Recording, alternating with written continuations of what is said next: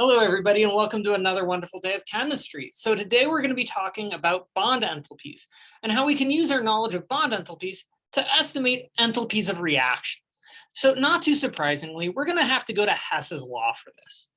Because Hess's law, what it says is as long as I know the enthalpy of our products and our reactants, I should be able to estimate an enthalpy of reaction. Because again, enthalpy as a state function only depends on where you start and where you finish. So one of the easiest ways to try and estimate the enthalpy of a molecule is to try and use the energies of an individual bond. So let's go ahead and use an example case. So let's go ahead and look at the production of ammonia.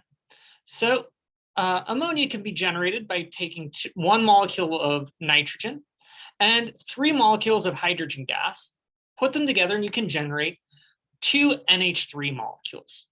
And this product includes 6 NH bonds.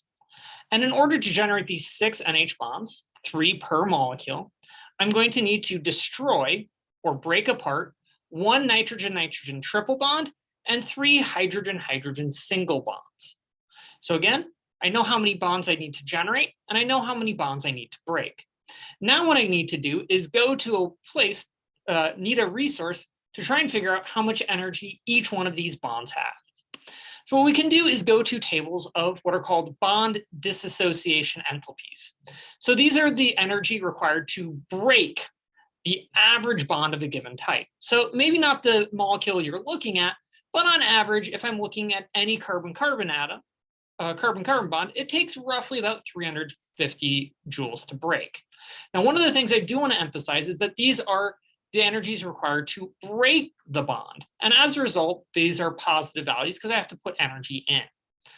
Most of the time, we're going to be interested in the energy to make the bond, so we'll need to take the negative of these values. Now, looking at this table, I do want to kind of emphasize some big trends.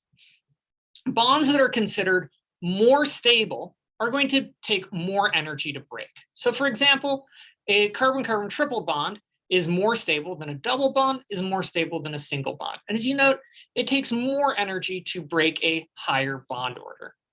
Similarly, as you go through, say, the halogens, you'll note that a hydrogen fluoride bond is going to be stronger than a hydrochloric bond, and stronger than a hydrobromine, stronger than a hydrogen iodine. And this makes sense as hydrogen and fluorine are rather close together, while hydrogen and iodide are quite far separated.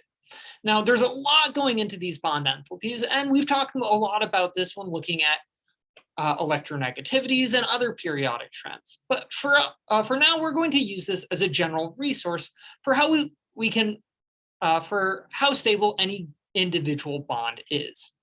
Now, what we can do is use the negative values of these bond enthalpies to estimate how stable an individual molecule is, and then plug that into our Hess's law formula. So let's go ahead and use our practice of using the negative of the bond dissociation enthalpies and the values in the table beforehand to try and estimate the enthalpy to form 2 moles of ammonia gas. So using this, we can start by estimating the enthalpy of our ammonia and then subtracting out the enthalpy of a reactants, making very sure to include all of the bonds, especially if we have a stoichiometric factor. So in this case, we are breaking 6 nitrogen-hydrogen bonds, and we're going to be forming 6 nitrogen-hydrogen bonds, and we're going to be breaking 1 nitrogen-nitrogen triple bond and 3 hydrogen-hydrogen single bonds. So using these energies, negative values for all of the enthalpies, bond dissociation enthalpies, we can determine that this reaction has a net negative 80 kilojoules per mole of reaction occurred. So this means in order to form 2 moles of ammonia, we will end up generating or releasing, again, negative value means a release of energy, about 80 kilojoules per mole of heat. So this is actually a fair bit of energy.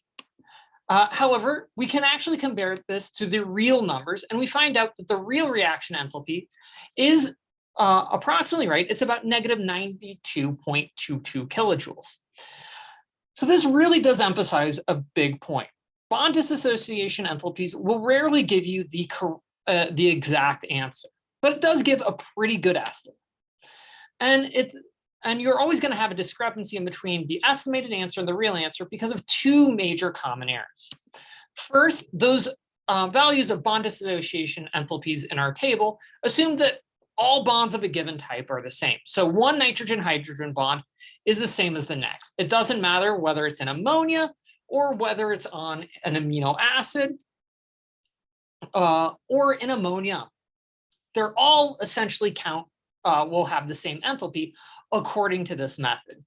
Now, it is worth noting that we know that this is most definitely not true. No nitrogen-hydrogen bond is quite like any other. And as a result, this is the biggest source of error in our calculation. And it's worth noting that this is kind of a minimal amount of errors that we'd expect because, well, there are many types of nitrogen-hydrogen bonds. It turns out there really is only one type of hydrogen-hydrogen single bond. It's H2. And there's only one type of nitrogen-nitrogen triple bond. It's nitrogen gas. So having an error of about 12 kilojoules per mole isn't too bad for using BDEs. The other major thing is that it also ignores any influence of phase. So it doesn't matter whether we're producing ammonia in the gas phase, liquid phase, or solid phase. All are going to be treated with the same bond enthalpy, which again is a gross over-exaggeration.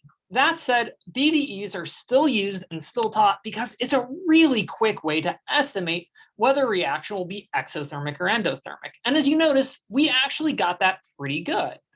So if you're not sure the general trends for reaction, BDEs are a very quick back of the envelope way to determine whether or not any value that you measured seems right or wrong.